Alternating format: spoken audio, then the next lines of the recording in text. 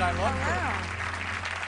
Scarlett, how are you? I'm very good, thank you. You look wonderful as always. Tell us about your holidays. A nice holiday? It was a nice holiday. I got stuck in the Arctic vortex like everybody else.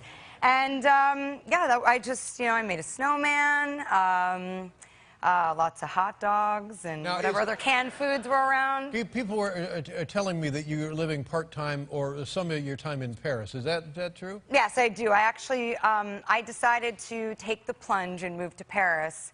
And it's great. I love it. I mean, you know, of course, some of the, you know, the stardust twinkles worn off a little bit now, and, you know, you start to, all the things that you thought were charming before are just... annoying. Yeah, well. I don't want to say I've just offended an entire nation of people, but like usual. But well, I'll tell you, they're lucky to have you, for heaven's sake. Well, that's what I think, of course. No, but you know, it's the little things, like you know, I mean, of course, when I first got there, I thought that people were not. That the whole kind of rude Parisian thing was just like, people aren't rude, they're wonderful. Yes. Oh, that was before I was a mainstay there, and then people decided that once I wasn't going away, they could just be really terribly rude to me. they could relax and be rude. Yeah. Just be themselves. Now, I know very little about Paris. Tell us, which arrondissement? Oh. Ah. Oh, around. Yeah. around. I live in the left bank, actually. Well, which it's very nice over yes, there. Yes, it's the kind of artists. Is it near the Latin Quarter? Yes, it's close to the Latin Quarter. You're getting warmer. You're getting warmer. And what do you do there? I like to walk around. Oh, it's a beautiful city to walk yes, around. I like to walk around. I mean, well, as I was saying, you know, people there are ruder now, and so I mean, I like to walk around, but it's frustrating because, well, people there don't have. I mean, I'm from New York, and I assume that I'm the best, like an amazing walker because, you know, I'm from New York. You haven't seen my mom walk. Ready? Get her out of here. Well, I just assume that, you know, I mean, because we're from New York and you're kind of, you know, it's a wonderful dance on the street. You kind of avoid and do this, you know, it's a choreography walking down the street. They are both two great walking cities, and you're from one of them. Right. Yes, you know, when I got there, I assumed that, you know, it's this kind of provincial town. People don't know how to walk here. Like, they don't walk anywhere. They walk everywhere. And the fact that they're just body checking me as they come, it's just part, you know, they're just confused. Yeah, that's right. But no, they're not confused. And now, so I just do like a stare down from halfway down the block. And I started getting really aggressive with people now. Good for you. And I don't care. Yeah. Are you with her, ladies and gentlemen? She doesn't care. I'm a superhero, for Christ's sake. This, you know what I mean? This, now I want to talk to you about this film, Her. Oh my God, you got a hold of something here. Now, first of all, I have questions. Can I say, or should I not say? Did people know, or do they not know? You know what I are mean? you talking about? Well, I'm scared. I mean, you're in the movie. You're in the movie. Yes, I am in the movie. Yeah, but people might hurt themselves trying to find you. Right. Can we say that? The big reveal? Is it a big reveal? Well, I don't know. I never know what to say. Just, you know what to say. You're good with words. Just say it. But she's. No. Well, you only hear me. You never actually see That's me. right. That's right. They hire this actress, so we only hear her. Well. Now, first of all, is the money the same? The same as what? As if we got to see you. You know what? I'd have to ask my agent about that. Maybe I got cheated out of something. I don't think there's a lot of money in a Spike Jonze movie. You kind of do it for the free food. Now, this is first of all, I know nothing about Spike Jonze. Have you worked with him before? I've never worked with him before. I love his work, though. I mean, I've always been a fan of his, and it's a whole new creative process doing what I did, because I did all of my stuff post-production in a studio with Joaquin and with Spike, and then sometimes the picture. So I never got to see anybody working on set, really. So right. And one wonders if for an actor that's more a difficult part of the process. But you are actually there with your co-star. Yes. Yes, but in the film, you're not really there with your co-star. You're just listening and talking back and forth. Yeah, it's a different kind of a challenge because I think in some ways you're sort of in a very contained environment, and so everything is heightened in some way, and you're hyper aware of your all your intonation and all the nuance in your vocal performance, and so it's a different kind of a challenge, I think. I'm telling you, the result is amazing, and I don't want to go too much farther down the road here talking about this. The writing of this, what a monumental accomplishment this is, for God's sakes. This is an original screenplay. It's an original screenplay, and it's Spike's first screenplay, and it really is, I think, incredibly touching and poignant, and it I think was as much of a sort of a kind of cathartic experience for him as it was for all of us as actors. I think we all got to really dig deep and kind of go there, you know? And they're promoting the movie as a guy who falls in love with his computer. Well, that's an oversimplification. It really is much, much more than that, but that's how it's being marketed. But you take that idea and you think, well, really, is that more than like an 8-minute sketch, really? An 8-minute skit? But the fact that it sustains for 2 hours, it's just a lovely piece of work. Thank you. I mean, I think because the character, Samantha, that I play, is she's a character that really, well, she says she's growing through her experiences, and so she's evolving, and I think if she didn't have that evolution, it would kind of be this one-note thing. But because she's discovering herself, and Joaquin's character, Theodore, is discovering himself through this relationship with her, and these two characters are really, you know, finding themselves in one another. You know, it can really, it's really quite, like I said, a very poignant love story. Let me ask you another technical question. We have Joaquin Phoenix, and we'll get to that goofball in a minute. And then we have you as the co-star of the film, though we never see you. Now, maybe we've covered this, but is the acting the same if it's just your voice, or is it different if it's just your voice? I don't know. It feels very authentic, and of course, because Joaquin was kind enough to come in and do the work with me, so I got to be able to actually really see him. Well, and you believe these conversations actually are taking place. Yeah, well, they are. I mean, they really are. You know, I mean, in every way, we were there together. You know, and I think because Spike cut it from many kind of different techniques that we use, the performance, I think, it's hard to have a perspective, but it's present, but it's also, it's not totally human. It has a certain quality to it. No, you know what it is? It's perfect because there is that intimacy, but there is also the electronic separation of the device, which is the computer, the internet, whatever this futuristic thing is that they're living with, you know? And some of it was shot in Shanghai, is that correct? Yes, Did you go to Shanghai? No, I've been to Shanghai before, but not for the, no, like I said, I did everything in post-production. I almost fell down the rabbit hole in Shanghai, but somebody Now, what does that picked mean? me back up. What happens there? What does that mean? What? What does that mean? You almost fell down the rabbit hole. It's a long story. No, we got plenty of time.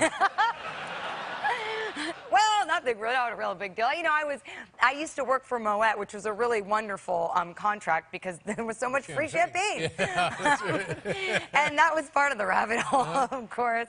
It just gets deeper and deeper, and you know, there's a real big party scene in Shanghai. You know, see, I didn't. How does that happen? People like to party. I don't know. I mean, yeah, they're very enthusiastic. Big nightlife there. Lots of like night markets and nightlife and all kinds of music. And you know, I guess one glass of champagne led to another, and I almost fell down the rabbit hole, but somebody caught me. Whoa! Now this sheds a whole new light on Chinese behavior. I thought they were honestly. I thought they were commies. You're not allowed to say that. You're not allowed to say that. And that's, to me, and then I see Shanghai, and it's like, oh my God, it's the city of the future. I don't want to participate in this conversation.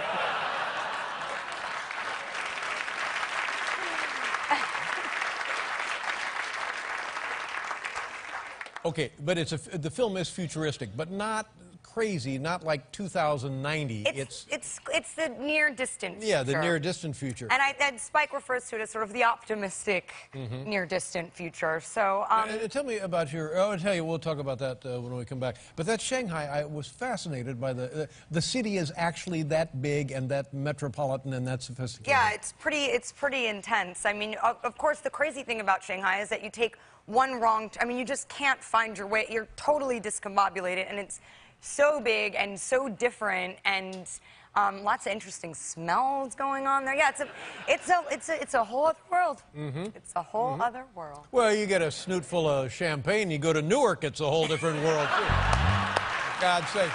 We'll be right back with Scarlett Johansson, ladies and gentlemen.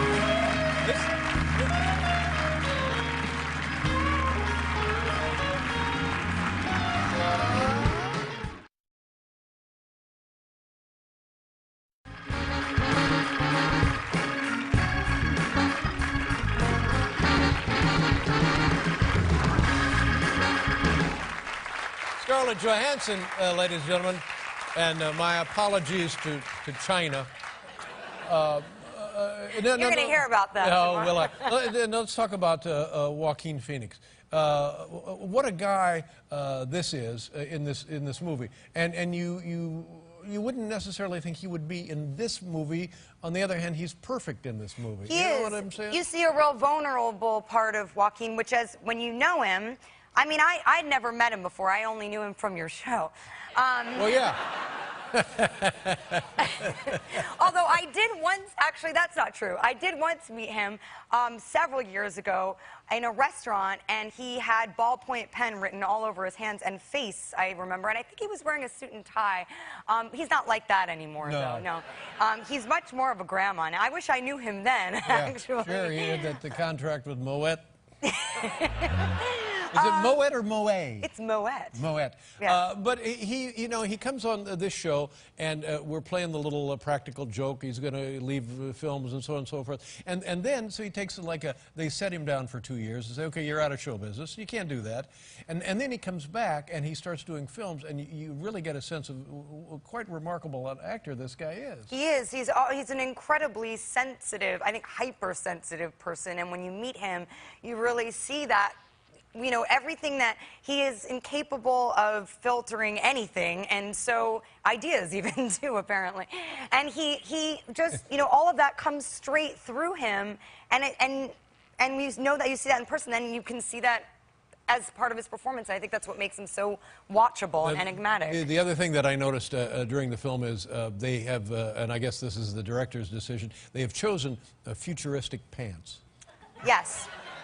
The men wear pants that are not quite right, and I'm guessing, well, they're not. I mean, I'm correct about that. They're like big diaper pants, kind of. That's right. They're big diaper pants. Hi, I'm Dave Letterman for Big Diaper Pants. Are you like me? Do you always have to go? But it's, well, let's look at a clip here. And then we'll talk more about this. Okay, what is the clip going to be? I believe this clip is that we are at a carnival and we're on a little bit of a date. On a date. Now, keep in mind, this is the disembodied voice of Scarlett Johansson, and she's an operating system. That's correct. And this is now prevalent in American culture, worldwide culture, and they can be friends and company to actual living, breathing humans. Yes, we have instinct. Okay, let's take a look. This is Her. It opens on Friday. There, he's falling in love with his OS. What do you, are you working on a movie right now? Well, I have Captain America 2 coming out, and then we're on to do Avengers 2.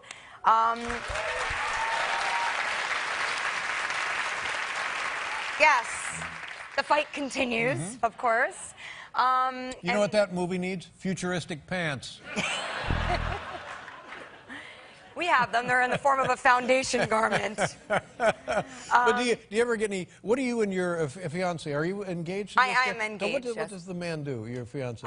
He's in advertising. Advertising? Yes. And he's like in the French advertising? I guess so, yeah, French advertising. Yeah. Sure. I'll bet he speaks English, right? Sometimes. Yeah. Now, do you speak French? I don't speak any French, no. I mean, the important words, of course, I know. What are the important words in French? I'll tell you later. But you must learn to speak French, or the Parisians will continue to be rude to you. Really? So Yeah. you think it'll get better if I start to speak their language? Well, they hate it when you try to speak their language, and then they are very disdainful of that because they can speak English far better than we can speak French. So they what hate am I that. I'm going to lose then either way? Well, you'll get so good at French, and with you don't have to perfect it. I'm sure that it'll be fine. That'll. Yeah, there's other ways I can charm them, I'm sure.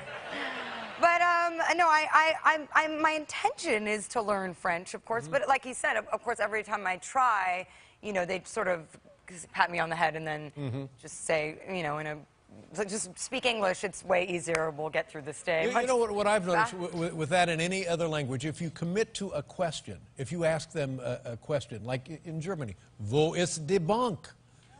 Where is the bank? That sounds like where is the bank? Wo ist die Bank? And then they start to respond in German, and then you're screwed.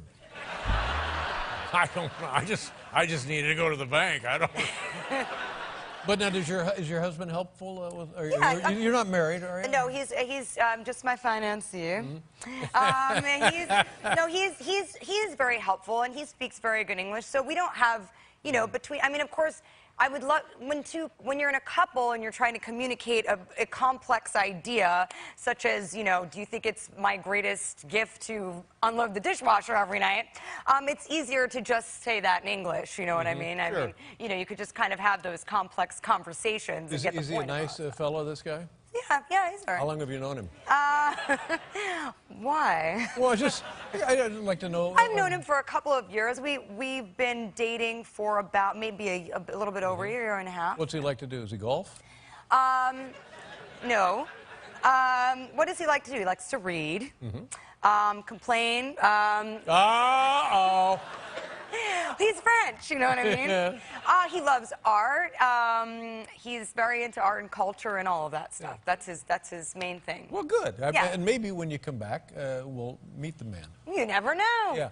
You never know. Well, I'm terribly excited about this motion picture, and as you know, nothing really excites me. It's called Her, ladies and gentlemen, and it's the lovely Scarlett Johansson. Go see it on Friday. Good to see you. God bless you again. Thank you. Thank you so much. We'll be right back with John Grant, ladies and gentlemen.